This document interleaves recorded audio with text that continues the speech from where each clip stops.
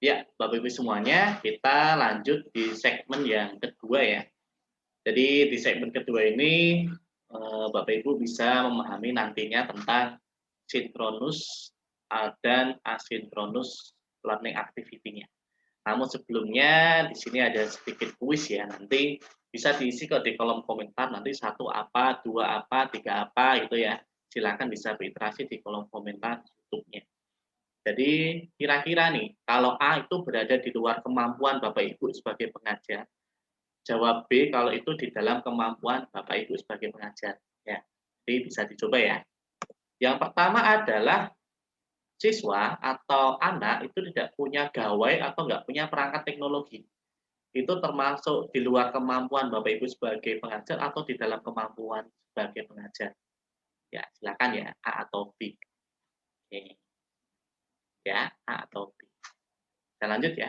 Yang kedua, tidak terjangkau akses internet. Nah, tidak terjangkau akses internet. Anak nggak terjangkau akses internetnya dari rumah ya, termasuk di luar kemampuan kita sebagai gurunya atau di dalam kemampuan kita sebagai gurunya. Nah, nanti di kolom komentar jawab aja 1A atau 1B, 2A atau 2B seperti itu. Ya. Kemudian kurangnya interaksi atau komunikasi dengan siswa. Nah, jadi kurangnya siswa itu kurang interaksi komunikasi dengan kita. Itu ada di luar kemampuan kita sebagai guru atau di dalam kemampuan kita sebagai guru. Silahkan ya. Yang keempat, minimnya pengawasan dalam belajar. Minimnya pengawasan dalam proses belajar anak-anak. Itu di luar kemampuan kita atau di dalam kemampuan kita sebagai guru A atau B. 4 ya. Oke. Oke, sekarang yang kelima, tidak terjangkau akses internet A atau B. Oke, di luar atau di dalam. Yang keenam, tidak ada motivasi belajar. Siswa nggak ada motivasi belajar. Itu di luar kemampuan kita sebagai guru atau di dalam kemampuan kita sebagai guru untuk masalah ini, motivasi belajar pada siswa. Oke. Yang ketujuh, anak kurang paham terhadap materi. Anak nggak ngerti, anak nggak paham dengan materi kita. Itu di luar kemampuan kita atau di dalam kemampuan kita. Ya. Oke. Kemudian yang delapan, tugas nggak dikerjakan siswa. Nah, ini termasuk di luar kemampuan atau di dalam kemampuan. Itu ya. Oke. Nah, kenapa saya berikan ini Bapak Ibu? Ya, karena nanti ada hubungannya dengan efektif learning lagi ya. Kita sebagai guru ya, tentunya kita menjembatani supaya si siswa ini mencapai learning outcome-nya atau supaya mencapai efektif learning-nya, mencapai tujuan pembelajarannya. Nah, dan kita sebagai guru perlu yang namanya membuat yang namanya desain, learning design. Nah, maka tadi saya berikan kuis di awal, internet, kondisi internet mereka, teknis mereka, sinyal mereka, gawai mereka spesifikasinya apa, motivasi belajarnya, minat belajarnya, pemahaman tingkat pemahaman mereka. Nah, kita perlu itu tahu semuanya supaya kita bisa mendesain pembelajaran apa yang kita berikan untuk mereka supaya tercapai outcome atau tujuan belajaran. Nah, paling tidak ada 3 ya untuk membuat learning design ini. Yang pertama adalah apa yang ingin kita ketahui dari learning. Nah, ini maksudnya adalah karakteristiknya. Kalau anak-anak nggak punya gawai, ya jangan membuat pembelajaran yang melalui gawai. Kalau anak-anak kuotanya sangat sedikit, ya jangan menggunakan aplikasi yang boros kuota. Banyak ya sebenarnya ya, yang hemat kuota, yang WA itu bisa. Tapi ada yang lebih canggih dari WA. Contohnya Tingling dan sebagainya. Nanti akan saya ajarkan juga. Ya, media belajar yang itu hemat kuota. Atau mungkin motivasinya rendah atau minat belajarnya rendah tapi dia hanya senang dengan game. Oh, berarti kita membuat desain yang kita buat interaksi dengan game, ya kan? Jadi kita perlu mengetahui karakteristik dari learner ini. Yang kedua adalah faktor bagaimana Anda tahu bahwa learner itu telah belajar. Bagaimana kita tahu kalau siswa ini mendapatkan pengalaman belajar? Ya, jadi controllingnya melalui apa? Monitoringnya melalui apa? Situ ya. Nah, secara online ini banyak sebenarnya untuk interaktifnya. Contohnya misalkan game, board ya. Jadi ketika mereka mengerjakan, ada data kita itu masuk nama-namanya, skor berapa, salahnya di mana, dia belajarnya bagaimana, seperti itu, termasuk menyimak. Nah, makanya perlu yang namanya active learning, jangan hanya pasif. Jangan hanya menyimak saja, tapi ada aktivitasnya.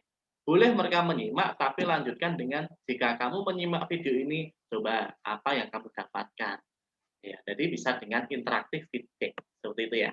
Jadi cara kita memonitor, cara kita mengukur bahwa sudah tercapai pembelajaran. Ya, itu maksud yang faktor kedua. Yang ketiga adalah apa yang akan learner lakukan. Ini maksudnya adalah experience-nya. Di dalam pembelajaran kita, apa saja sih yang akan mereka lakukan? Apa saja sih yang akan mereka alami? Apakah kebosanan, apakah kebingungan, apakah nggak mudeng, apakah antusias, apakah tertantang.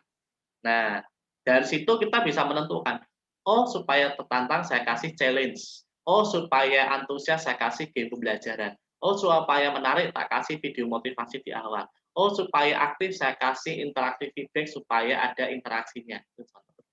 Nah, itulah dari 3 faktor ini kita bisa membuat learning design untuk mendekatkan siswa pada outcome. Nah, maka dalam learning design ini kita harus tahu juga ini dalam pembelajaran online bahwa retensi anak-anak dalam pembelajaran online itu adalah ini ya, 100% masih fokus di dalam menit pertama. Tapi mulai menurun di 20 menit pertama mulai menurun sampai 60% retensinya. Nah, artinya apa? Dalam kita pembelajaran online jangan sampai 20 menit lebih kita hanya ceramah terus, tapi ada aktivitinya. Setiap 15 menit activity, ya kan. Setiap 20 menit kita ada feedback, ya kan. Atau setiap 10 menit di situ, itu retensinya, ya, atau 10 menit. Nah, maka ini berkaitan dengan video pembelajaran nantinya ya. Nah, kita kan kalau membuat video pembelajaran atau mengajar ya, siswa dikasih topik 1, ya kan. Topik 1, topik 2, KD 3, KD 4, dan akhirnya tercapai effective learning. Ini kalau secara tatap muka oke ya. Nah, bisa jadi ini bisa untuk secara tatap muka. Namun kalau secara online dengan melihat retensi seperti tadi, seperti ini otomatis anak-anak mungkin hanya mencapai separuh, separuh, separuh, dan akhirnya semakin diteruskan semakin nggak paham, karena yang kemarin aja belum paham, gitu loh. Nah, oleh karena itu di dalam pembelajaran ada yang namanya istilah adalah micro learning, kita pecah-pecah tuh. Nah, sebagian dari KD 1 kita pecah 10%, 20%, segmen 4 dan berikutnya. Nah, pecah-pecah. Dan ingat, di dalam pembelajaran online itu ada namanya asynchronous learning yang bisa dipelajari kapan saja. Itu adalah benefitnya atau manfaat dari pembelajaran online. Selama kita bisa memanfaatkan dengan baik. Nah, video pembelajaran bisa disimak berulang-ulang. Ya kan? Nah, dari sini saya jelaskan perbedaannya sinkronus dengan asinkronus. Kalau synchronous learning ada plus minusnya ya. Plusnya synchronous learning itu tatap muka ya dalam kelas ya. Terlibat bisa aktif, tanya jawab, feedback, interaksi, dinamis ya.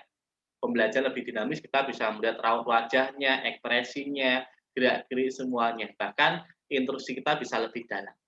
Namun minusnya mungkin jadwal kaku, kendala teknis dan sebagainya. Itu minusnya dari sinkronus ya, termasuk saat Zoom ya, saat Zoom atau mungkin saat apa namanya video conference dan sebagainya. Kendala teknis itu menjadi minus. Tapi asinkronus ada plus minusnya juga. Plusnya apa? Fleksibilitas. Jadi video pembelajaran bisa disimak berulang-ulang, bisa disimak kapan saja. Ya, pacing itu menyesuaikan kecepatan belajar. Kalau nggak bisa selesai hari ini ya selesai besok. Belum selesai 1 jam ini ya besok lanjutkan besok lagi. Dan itu akan meningkatkan retensi belajar. Kalau dia udah apa namanya bosan, bisa diulang lagi besok, ulang lagi besok. Tentunya dengan pembelajaran yang menarik. Tapi minusnya apa? Ya tadi kurangnya interaksi dan dibutuhkan kedisiplinan dan motivasi yang tinggi dan ada risiko penundaan. Itu ada minusnya. Maka perlu yang namanya blended learning. Oke. Dan activity kedua, ini nanti Bapak Ibu silakan untuk main game ya. Linknya bersamaan dengan video ini adalah linknya, silakan bermain. Saya berikan contohnya untuk gamenya ya. Nanti gamenya adalah seperti ini Bapak Ibu. Nah, nanti akan masuk seperti ini. Tulis saja namanya, nama lengkap ya, ini saya contoh aja. Nama, kemudian start. Nah, dan ini Bapak Ibu akan masuk ke game show nanti ya. Nanti game berbentuk show, game show. Jadi ada poin bonusnya. Dan nanti di akhir ini selesai nanti akan muncul poin-poinnya. Tugas Bapak Ibu adalah menentukan aktivitas ini termasuk sinkronus atau asinkronus, A atau B. Gitu kan. Nah, dan waktunya berjalan ya 15 menit. Kalau betul dapat poin, kalau salah kurangi poin. Ada sesi bonusnya Bapak Ibu ya. Mungkin itu aja, silakan dicoba, selamat mencoba dan nanti lihat rankingnya poinnya berapa. Kita akhiri, wassalamualaikum warahmatullahi wabarakatuh.